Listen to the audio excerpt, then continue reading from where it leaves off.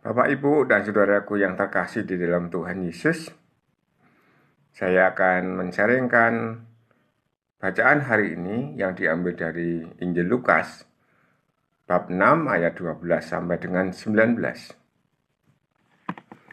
Sekali peristiwa Yesus mendaki sebuah bukit untuk berdoa. Semalam-malaman ia berdoa kepada Allah. Keesokan harinya, ketika hari siang, ia memanggil murid-muridnya dan memilih dari antara mereka 12 orang yang disebutnya rasul. Bapak, Ibu, dan saudaraku yang terkasih, setelah Tuhan Yesus berdoa, dan kita memang diharapkan demikian ketika kita para pelayan gereja diminta untuk sesuatu hal oleh umat, misalnya pemberkatan rumah, misalnya memulai, atau misalnya midodareni. Terlebih dahulu pelayan itu berdoa.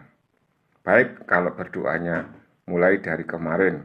Lalu ada orang yang biasanya puasa dahulu sebelum mengadakan acara midodareni atau melayani dalam midodareni. Itu sangat bagus sekali.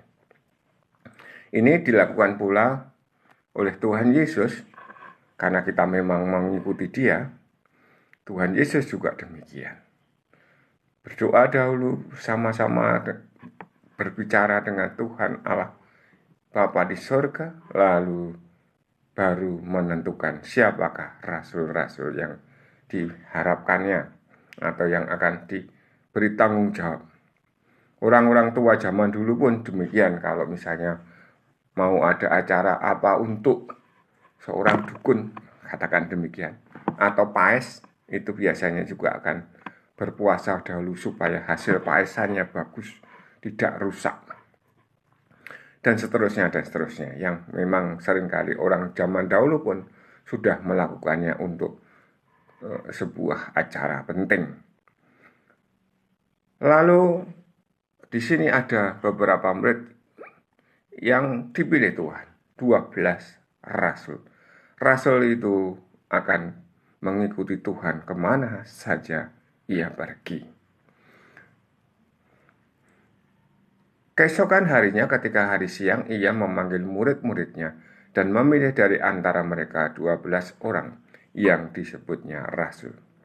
Mereka itu ialah Simon yang juga diberinya nama Petrus. Ini adalah yang pertama, Petrus atau Simon, yang digantikan sekarang oleh Bapak Paus. Dan Andreas, saudara Simon. Ini satu keluarga. Lanjutannya adalah Yakobus dan Yohanes. Ini juga satu keluarga. Filipus dan Bartolomeus. Lalu ada Matius dan Thomas. Yakobus anak Alfeus, ini Yakobus yang kedua.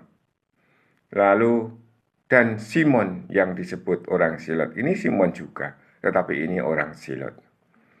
Lalu Yudas anak Yakobus.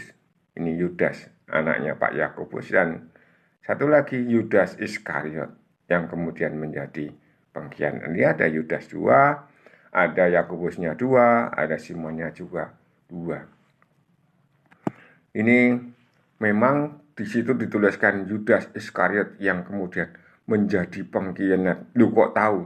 Iya, karena memang peristiwanya sudah terjadi dahulu, baru dituliskan Injilnya.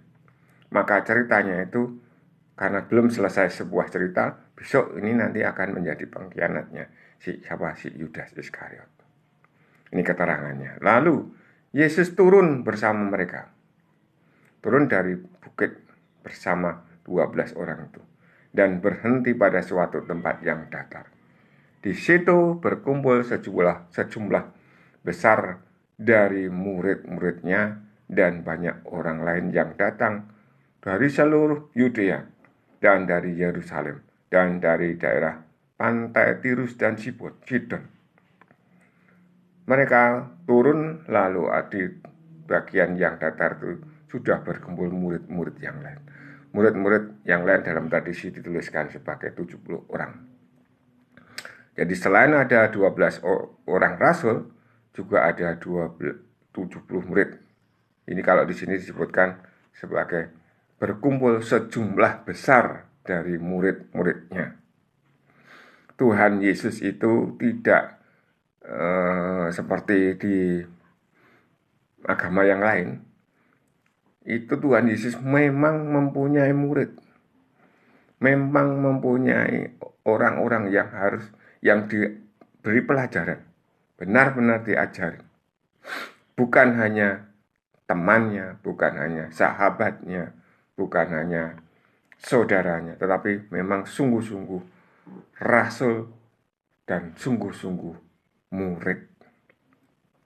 Lalu yang datang dari tempat-tempat yang banyak tadi. Dan mereka datang untuk mendengarkan Tuhan.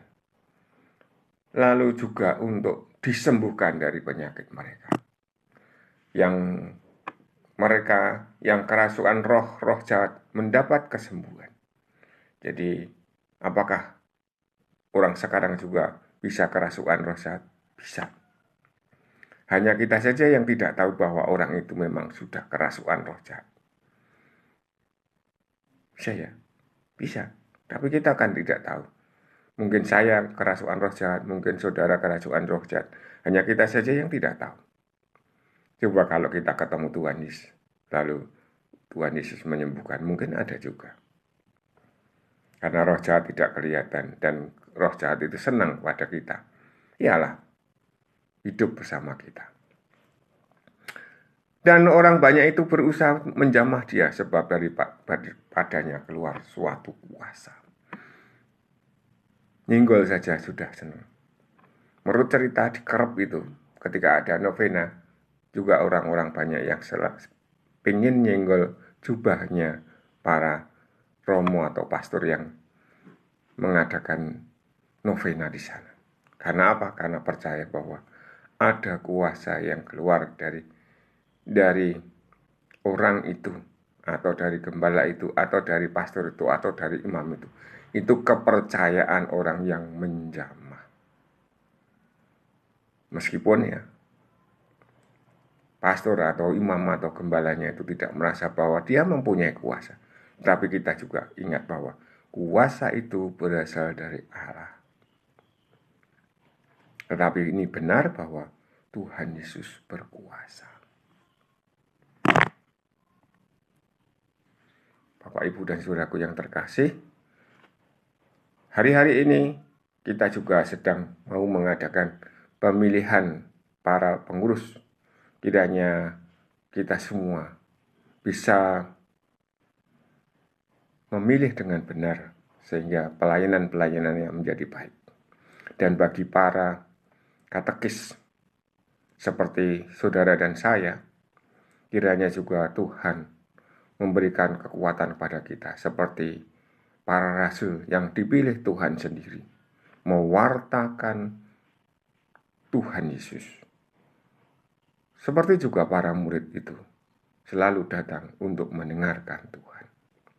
Kita diharapkan para katekis juga selalu berusaha mendengarkan Tuhan, hidup bersama Tuhan. Lalu kita bisa mewartakan, mengajar dengan benar, disertai dengan tindakan kita, kelakuan kita, sikap kita yang benar, yang mampu pula diwartakan bagi mereka. Amin. Berkah dalam.